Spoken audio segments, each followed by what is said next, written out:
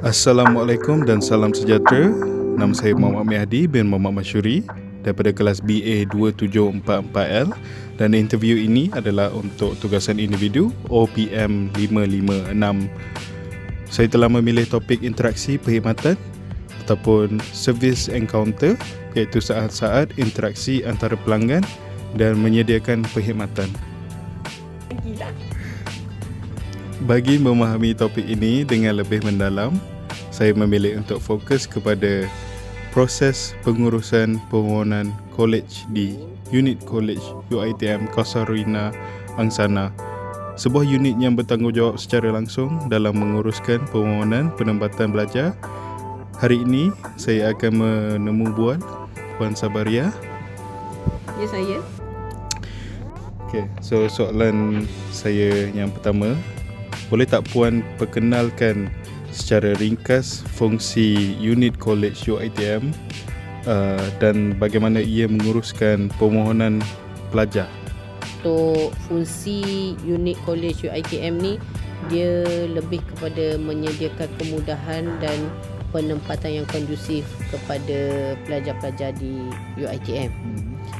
Lebih kepada pengurusan permohonan college tu, kita menggunakan sistem digital yang digunakan pakai oleh seluruh UiTM yang telah dibuat oleh unit digital lah. Kita panggil sistem e-college. Semua permohonan college pelajar diproses melalui sistem tu. Terusnya saya nak tanya bagaimana kebiasaannya pelajar berinteraksi dengan pihak Puan semasa permohonan ataupun semasa rayuan. Cara talian telefon pun ada. Kalau pelajar yang bermasalah tidak dapat membuat permohonan secara online, kita minta buat surat. So saya akan menjawab kepada email lah. Selalu pelajar akan email pada saya secara personal. So saya akan menjawab kepada persoalan pelajar yang ada buat aduan di situ. Buat surat dah hantar ke pejabat kolej untuk kita proses secara manual. Saya akan bertanya soalan yang ketiga, iaitu apakah pendekatan ataupun strategi yang digunakan oleh staf Puan bagi memastikan pelajar dilayani dengan baik dan mendapatkan maklumat yang jelas? Okey. Untuk saluran maklumat kepada pelajar ni, semua staf unit kemudahan kolej memang dihantar ke kursus pengurusan kaunter berkesan. Kita akan hantar kursus penyelia berkesan.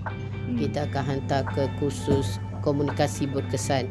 Sebagaimana seorang pelajar yang datang berurusan lah. Kalau pelajar tu datang berurusan secara mesra lah staf saya. Kalau datang dengan kurang ajar tu, saya pun minta maaf lah. Kadang-kadang staf pun ada juga masa dia, kita pun ada perasaan. Ada perasaan. So selalunya kalau pelajar yang datang berurusan dengan cara baik tu, dengan baik juga staf saya akan menjawab. Soalan yang keempat, iaitu apakah cabaran utama yang biasa dihadapi ketika waktu peak hour ataupun waktu sibuk, seperti waktu permohonan awal semester ataupun sesi rayuan? Okey, cabaran pertama lah. Permohonan pertama tak ada cabaran. Selepas keputusan keluar, baru cabaran tu bermula. Cabaran yang pertama lah, pelajar akan mohon rayuan.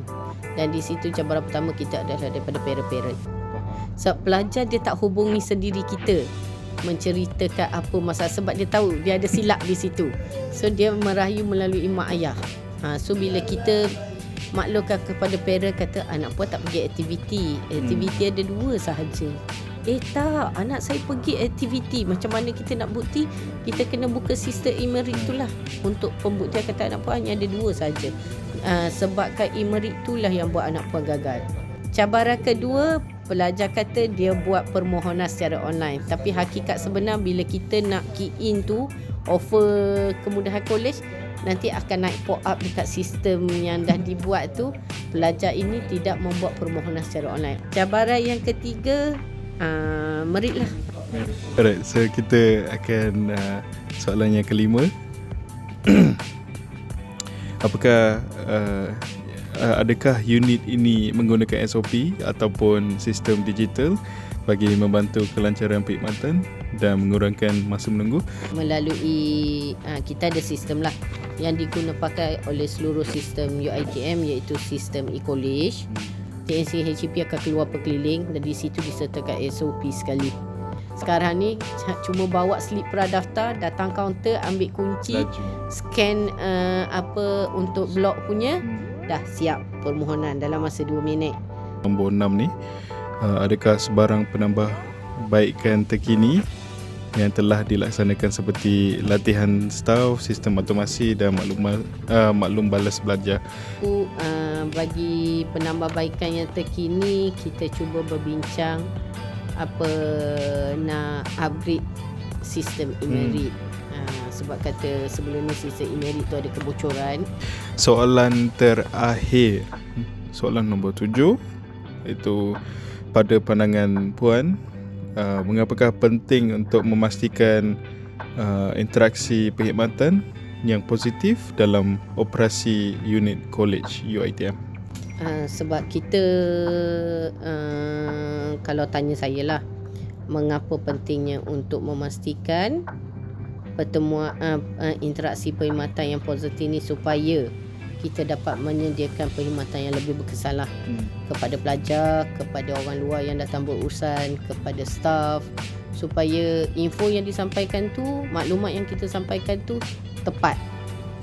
Tiada pencanggahan maklumat di situ.